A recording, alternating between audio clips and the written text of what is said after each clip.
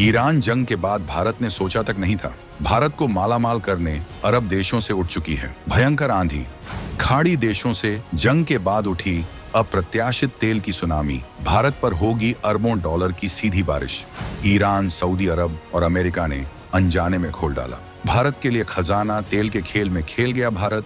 Iran जंग के बाद तेल की कीमतों पर ये क्या हुआ? विदेशी मुद्रा भंडार और अर्थव्यवस्था को मिलेगा भयंकर बूस्ट। ईरान और इजराइल के बीच जब जंग के बादल मंडरा रहे थे तो पूरी दुनिया को एक ही डर सता रहा था, तेल का महासंकट। दुनिया के मीडिया चैनल्स पर एक ही खबर थी कि ईरान होर्मुज जलड़ मरु मध्य को बंद कर देगा। ये वो समुद्री रास्ता है दोस्तों, जहां से दुनिया का 1/4 तेल व्यापार होता है। इसे दुनिया की तेल सप्लाई की गर्दन भी कहा जाता है। आशंका थी कि अगर ये रास्ता बंद हुआ तो तेल की कीमतें आसमान फाड़ देंगी, पेट्रोल 300 रुपये लीटर तक पहुंच जाएगा और दुनिया भर की अर्थव्यवस्थाएं घुटनों पर आ जाएंगी। इसी डर के चलते भारत ने भी रूस से आनन फानन में तेल का आयात बढ़ा दिया था ताकि किसी भी आने वाले संकट से निपटा जा सके। लेकिन जंग खत्म होने के बाद जो हुआ उसने दुनिया के बड़े बड़े एक्सपर्ट्स के होश उड़ा दिए। हुआ ठीक उलटा। अब अरब देशों से तेल की एक ऐसी बाढ़ आ रही है जो भारत को मालामाल कर देगी। शायद भारत को भी यकीन नहीं था कि ऐसा कुछ हो सकता है। कुछ ऐसा होने जा रहा है जिससे भारत का तेल आयात बिल इतना कम हो जाएगा कि भारतीय अर्थव्यवस्था में एक नया बूम आ सकता है। हम आपको बताएंगे इस धमाकेदार खबर की पूरी कहानी, तो बने रहिएगा वीडियो पर। और इस संबंध में आपके जो भी विचार हो कमेंट में लिखकर जरूर बताइएगा। तो चलिए खोलते हैं उस जियोपॉलिटिकल शतरंज की बिसात को, जिस पर मोहरे तो ईरान और इजराइल के चल रहे थे, लेकिन शह और मात का खेल तो कोई और ही लिख रहा था। ये कहानी सिर्फ तेल की नहीं बल्कि उस खतरनाक दिमागी खेल की है जिसमें भारत एक अनसोचे हीरो की तरह उभर कर सामने आया है। जब दुनिया तबाही का इंतजार कर रही थी तब भारत के लिए एक सुनहरा मौका तैयार हो रहा था।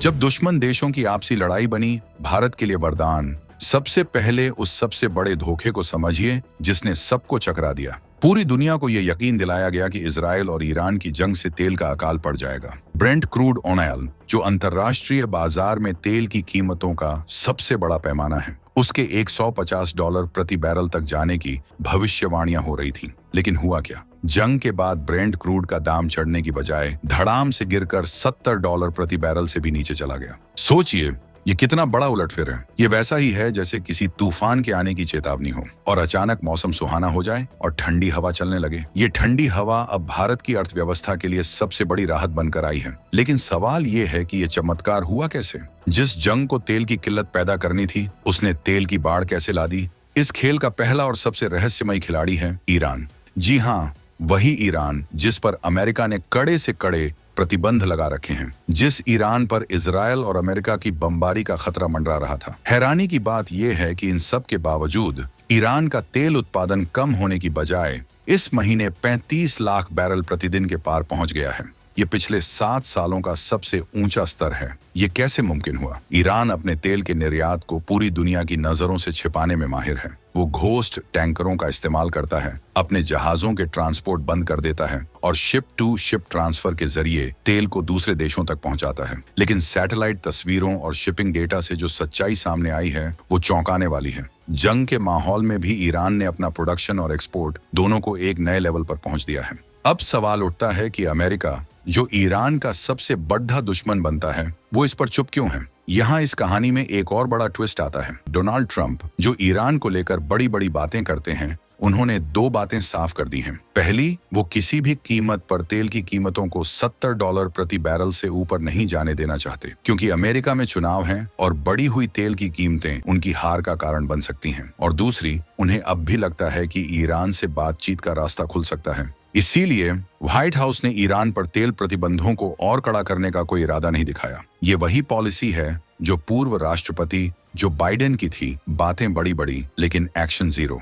अमेरिका का ये दोहरा रवैया ही ईरान को अपना तेल बेचने का मौका दे रहा है। असल में ये अमेरिका की मजबूरी है जो भारत के लिए एक वरदान बन गई है। लेकिन कहानी में सिर्फ ईरान ही हीरो नहीं है। इस खेल के दूसरे बड़े खिलाड़ी हैं खाड़ी के अरब देश, खासकर सऊदी अरब। फारस की खाड़ी के पार सऊदी अरब, कुवैत, इराक और संयुक्त अरब अमीरात यूएई, ये सभी देश 1 महीने पहले की तुलना में कहीं ज्यादा तेल का उत्पादन कर रहे हैं। हालांकि ओपीसी प्लस देशों के बीच उत्पादन बढ़ाने का एक समझौता हुआ था, लेकिन जो शुरुआती शिपिंग डेटा सामने आ रहा है वो बताता है कि ये देश उम्मीद से कहीं ज्यादा तेल बाजार में भेज रहे हैं। खासकर सऊदी अरब। पेट्रोलॉजिस्टिक्स एसआई एक बड़ी ऑयल टैंकर ट्रैकिंग फर्म है जिसका डेटा दुनिया के बड़े बड़े निवेशक इस्तेमाल करते हैं। इस फर्म का अनुमान है कि सऊदी अरब अकेले जून के महीने में बाजार को 96 लाख बैरल प्रतिदिन कच्चे तेल की सप्लाई करेगा। ये पिछले 2 सालों में सबसे ज्यादा है। फर्म के प्रमुख डेनियल गेरबर कहते हैं, महीने के पहले भाग को देखते हुए ऐसा लगता है कि फारस की खाड़ी से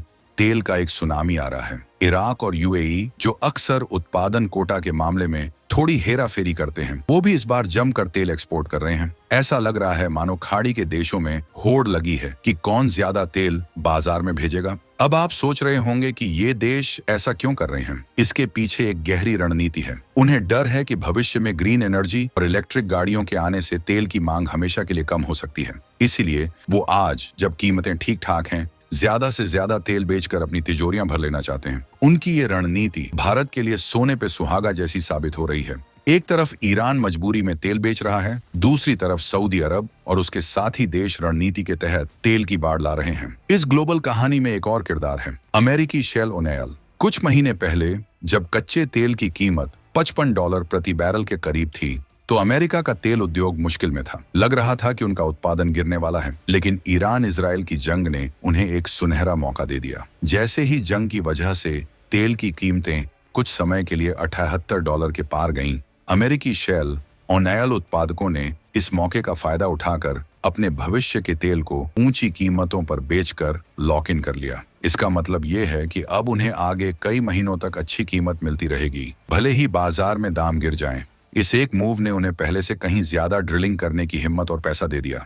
नतीजा, अमेरिका से भी तेल का उत्पादन बढ़ता रहेगा, जो ग्लोबल सप्लाई को और बढ़ाएगा। तो अब तस्वीर पूरी तरह साफ है। एक तरफ ईरान, दूसरी तरफ सऊदी अरब और उसके साथी, और तीसरी तरफ अमेरिका, सब मिलकर अनजाने में ही तेल की सप्लाई को इतना बढ़ा रहे हैं कि बाजार में तेल की बाढ़ आ गई है। और इस बार का सबसे बड़ा और सबसे सीधा फायदा किसी और को नहीं, बल्कि हमारे अपने देश भारत को होने वाला है। अब बात करते हैं उस सबसे अहम सवाल की कि भारत की चांदी आखिर हुई कैसे और इसका आपकी और हमारी जिंदगी पर क्या असर पड़ेगा।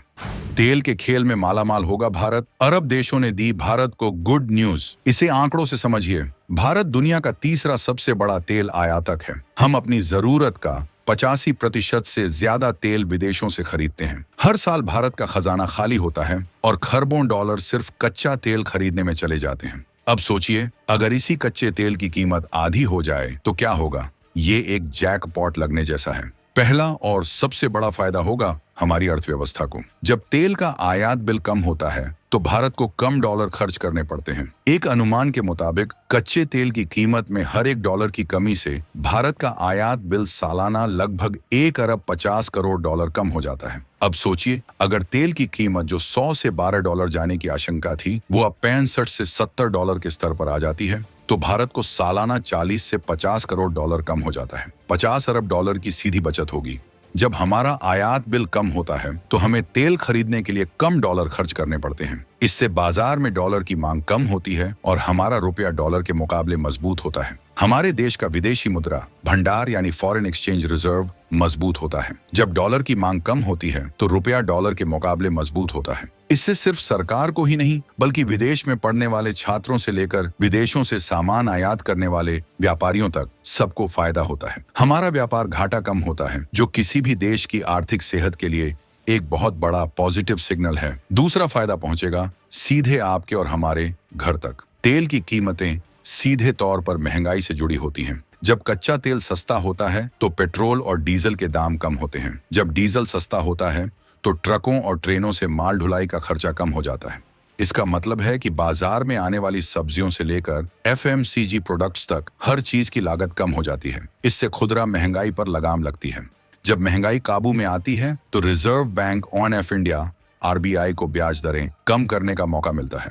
सस्ती ब्याज दरों का मतलब है सस्ते होम लोन, सस्ते कार लोन और बिजनेस के लिए सस्ता कर्ज, जो पूरी अर्थव्यवस्था में एक नई जान फूंक देता है। तीसरा और सबसे रणनीतिक फायदा है सरकार के लिए। तेल आयात पर कम खर्च होने का मतलब है कि सरकार के खजाने में अरबों रुपए की बचत। इस पैसे का इस्तेमाल देश के विकास के लिए किया जा सकता है। सरकार इस पैसे से और ज्यादा सड़कें बना सकती है, नए हाईवे बना सकती हैं, बुलेट ट्रेन जैसे प्रोजेक्ट्स को रफ्तार दे सकती है, हमारे वीर जवानों के लिए नए और आधुनिक हथियार खरीद सकती है और गरीबों के लिए कल्याणकारी योजनाओं पर खर्च कर सकती है। ये बचत सरकार को राजकोषीय घाटे को कम करने में भी मदद करती है, जिससे दुनिया भर में भारत की क्रेडिट रेटिंग सुधरती है और विदेशी निवेश आकर्षित होता है। चौथा फायदा है हमारे देश के उद्योगों और बिजनेस के लिए। मैन्युफैक्चरिंग सेक्टर से लेकर एविएशन सेक्टर तक हर उद्योग के लिए एनर्जी एक बढ़ती लागत होती है। जब तेल सस्ता होता है तो फैक्ट्रियों को चलाने का खर्च कम होता है, जिससे उनका मुनाफा बढ़ता है।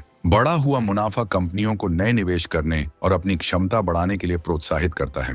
इससे देश में रोजगार के नए अवसर पैदा होते हैं।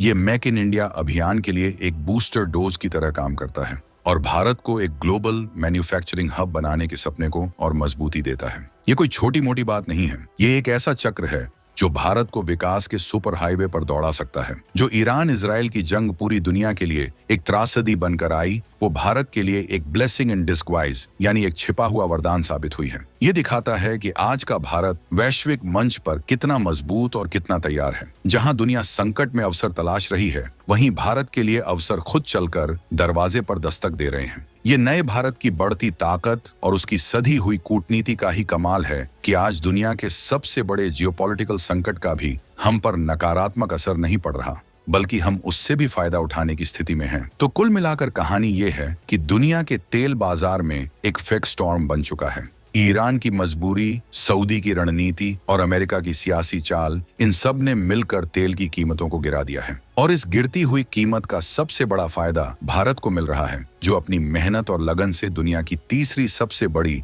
अर्थव्यवस्था बनने की दहलीज पर खड़ा है। तो क्या ये खाड़ी देशों की भारत को मालामाल करने की कोई सोची समझी रणनीति है, या फिर ये बदलते वर्ल्ड ऑर्डर का एक ऐसा साइड इफेक्ट है जिसने भारत के लिए सुनहरे दरवाजे खोल दिए हैं? इस पूरे तेल के खेल पर आपकी क्या राय है? क्या आपको लगता है कि भारत को इस सुनहरे मौके का फायदा उठाकर अपनी तेल निर्भरता को हमेशा के लिए कम करने के लिए ग्रीन एनर्जी और न्यूक्लियर पावर पर और तेजी से काम करना चाहिए? कमेंट्स में अपनी राष्ट्रवादी आवाज को बुलंद कीजिए।